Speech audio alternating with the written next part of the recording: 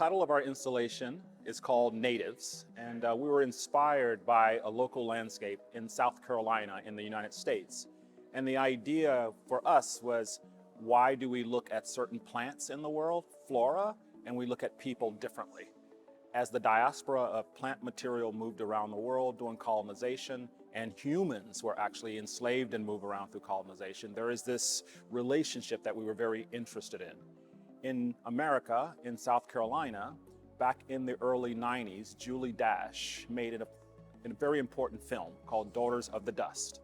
And I remember seeing this film where she went to the South Sea Islands in Georgia and South Carolina, and she filmed these indigenous cultures called Gullah Geechee, who basically had preserved their cultural way of life by living separately from the mainland. And through this film, which used a different dialect, a scenery, just looking, you would think you were in Africa, but you were actually in North America. Years later, maybe a decade later, I had a chance to go to Charleston and work with a community called Phillips, and they're descendants of the Gullah tribes. They're a small settlement in North Charleston, which is surrounded by suburbs. And they were fighting a road that was actually passing through their community, and they wanted help. In finding the history, we then understood that they were descendants from a plantation, the Mount Pleasant Plantation. And they were deeded 1,000 acres of land. And those acres of land created a beautiful pattern on the landscape with these striated lots that went down to the creek. And for 100 years, they lived in this beautiful, well-balanced way of life until more contemporary suburbanization happened. And so the plan that we developed back in the mid-2005 was called the Lifeways Plan. And it built on this idea of trying to preserve that legacy on the land.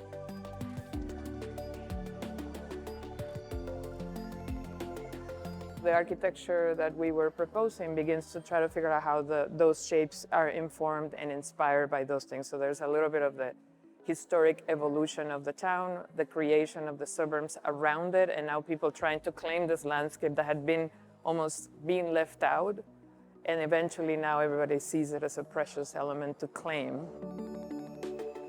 The maquettes represent a speculative idea of, if you had a group of people living on a land, how could they create a native architecture? And so we have two different types of houses. One's a basket house and one's a palmetto house.